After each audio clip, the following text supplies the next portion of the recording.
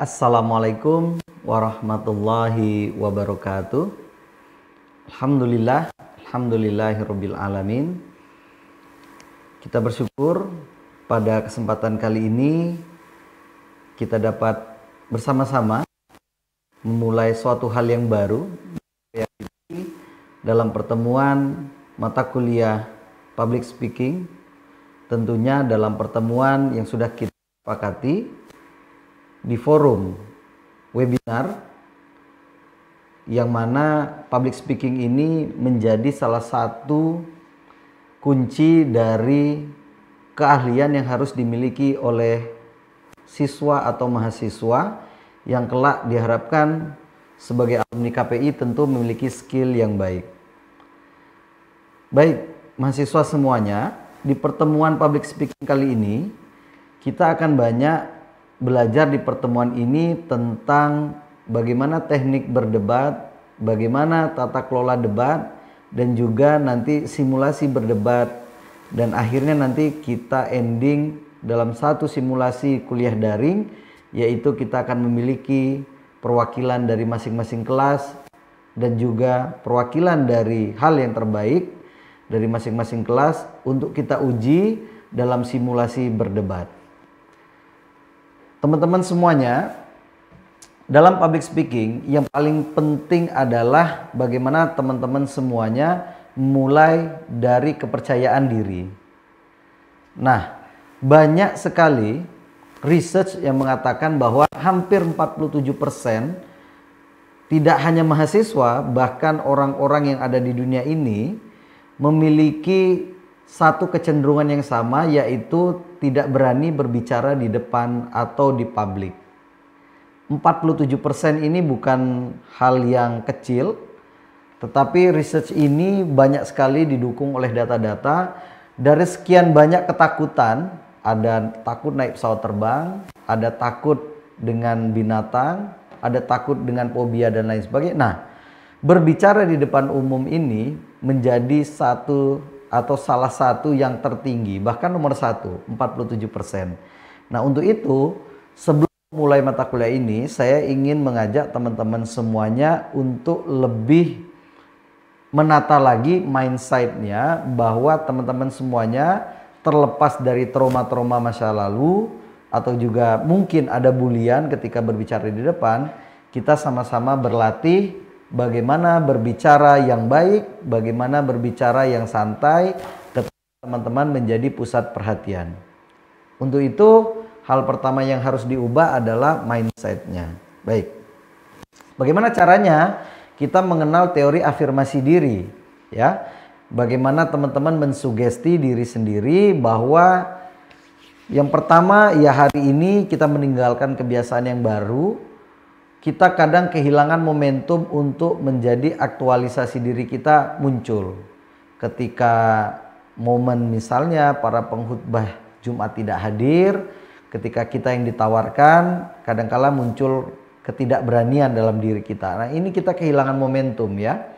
Dan juga kita harus memiliki jiwa yang sehat, tentu dengan performa yang bagus, body language yang kita pakai, sehingga kita yakinkan kelak kita bisa menjadi pembicara yang baik, sehingga kesempatan wawancara kerja, kesempatan mungkin nanti melamar anak orang dan lain sebagainya, teman-teman tidak ada rasa canggung atau nggak enakan. Nah, ini budaya timur yang sebenarnya kurang baik karena cenderung pemalu ya. Mungkin kalau malu dalam tanda kutip hal agama baik, tetapi ini adalah melatih kepercayaan diri, perlu kita afirmasi. Diperkuat oleh Al-Quran dalam surat Ar-Ra'd ayat 11 ini ya. Innallaha la yughayyiru ma biqaumi hatta yughayyiru ma bi anfusihim. Jadi bi anfusihim ini memang menekankan kitalah yang menjadi pemegang kendali. Kalau dalam teori komunikasi disebut asertif, berbicara yang baik dengan tidak meninggalkan hak-hak kita. Atau juga teori yang paling pas mungkin active reception, pemegang kendali adalah komunikan yang powerful, walaupun kita memiliki kendali tersebut, sehingga kita berlatih ini dalam tanda kutip bagaimana cara kita meneguhkan kembali ayat-ayat Allah, sehingga kesempatan berubah itu bukan karena motivasi dari luar, tetapi karena diri kita sendiri ini. Baik. Selanjutnya, sebelum ke sana, apa sih tujuan dari teknik debat ini? Tentu saja saya sudah merangkum di slide yang nanti teman-teman bisa catat. Yang pertama tentu wawasannya berbeda ya ketika kita mempelajari debat yang ilmiah dalam tanda kutip yang memiliki data-data argumentatif yang baik dibandingkan dengan debat kusir yang itu kalah menang. Nah, kita tidak mencari di sana, tetapi bagaimana kita melatih spontanitas dalam berpikir, spontanitas dalam mengungkapkan data-data dan argumentasi. Mungkin dulu semester 1 atau 2 pernah belajar teknik dadakan impromptu ya dalam teori public speaking. Teman-teman bisa sewaktu-waktu menggunakan teknik ini dan juga bisa juga menggunakan teknik memoriter. Baik. Yang pertama, pokok bahasan tentu debat ada etikanya, ada rule-nya. Kita kesepakatan apa yang ingin kita bahas, kita bagi dalam beberapa poin, tim pro dan tim kontra, sehingga nanti terjadi kesinambungan antar satu sama lainnya. Tentu ada tim mediatornya, nanti akan ada tim penengah sebagai juri yang menilai tim mana yang memiliki data-data argumentasi penguasaan yang baik. Tentu teori debat ini sangat sedikit ya. Yang paling penting adalah bagaimana cara kita berlatih, bagaimana teman-teman mempraktekkan dan memberanikan diri. Ingat tadi di poin pertama, afirmasi diri. Boleh dulu saya orangnya pemalu, tidak pernah berbicara di depan kelas, tetapi inilah momen saatnya teman-teman berlatih ya. Bahkan wakil presiden Amerika ketika ditanya apa yang menjadi penyesalan terbesarmu, dia mengatakan hal paling menyesal dia dalam hidupnya ada 2. Salah satunya adalah ketika dia mahasiswa, dia tidak memanfaatkan kesempatan untuk lebih banyak berlatih berbicara. Sehingga apa? Ketika di dunia kerja, ketika ada konflik-konflik tertentu, bagi orang pemalu dia cenderung menyimpan diri. Bagi orang yang memiliki ego yang sangat tinggi, dia akan lebih frontal. Nah, ini tentu menunjang karir teman-teman kalau tiba-tiba teman-teman dihadapkan oleh suatu masalah ya. Nanti ada juga teknik mendengar secara efektif, bagaimana kita tidak memotong pembicaraan orang dan kita bisa meng-cut kira-kira di poin yang mana.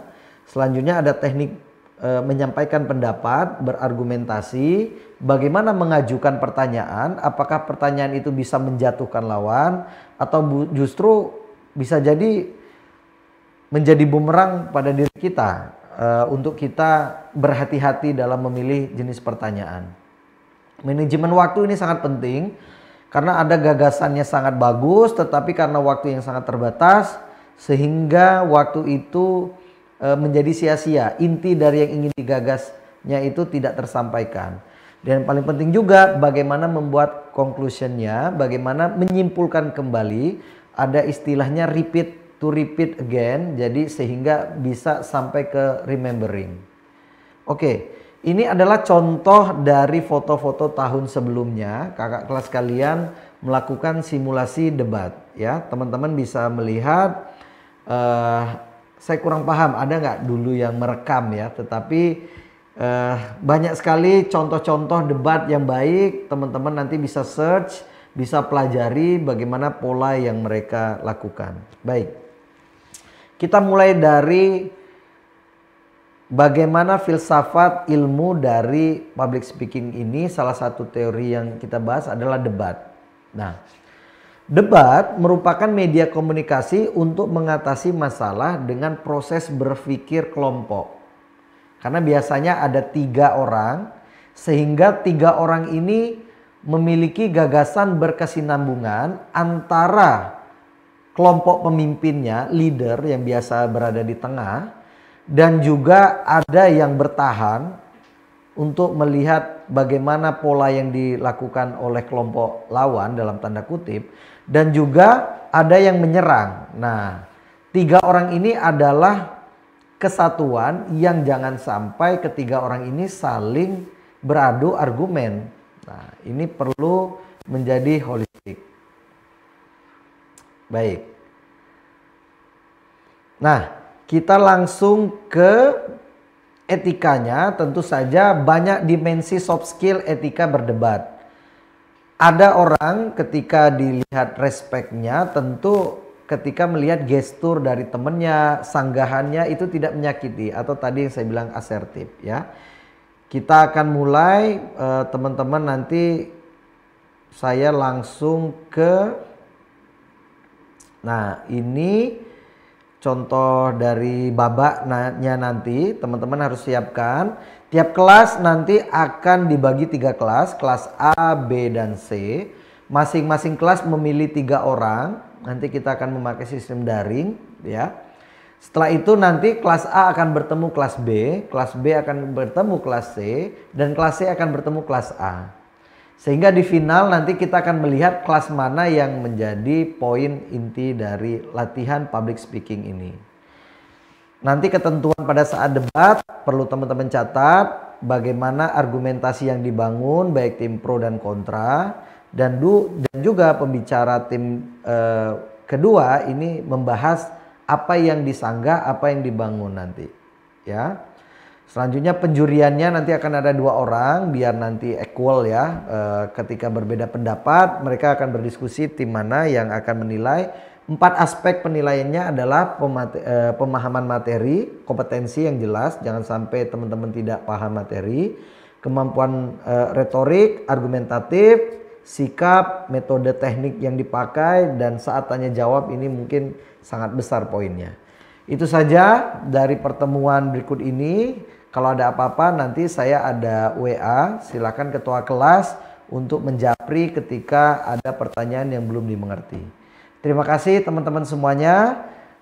Walaupun di rumah teman-teman harus tetap berlatih. Ingat tadi ya, Presiden Amerika mengatakan salah satu hal yang paling dia sesali ketika menjadi di hidupnya, ketika menjadi mahasiswa, dia tidak memanfaatkan untuk banyak berlatih, terutama dalam hal berbicara. Terima kasih, lebih dan kurang mohon maaf. Salam berilmu, beradab, berdaya guna.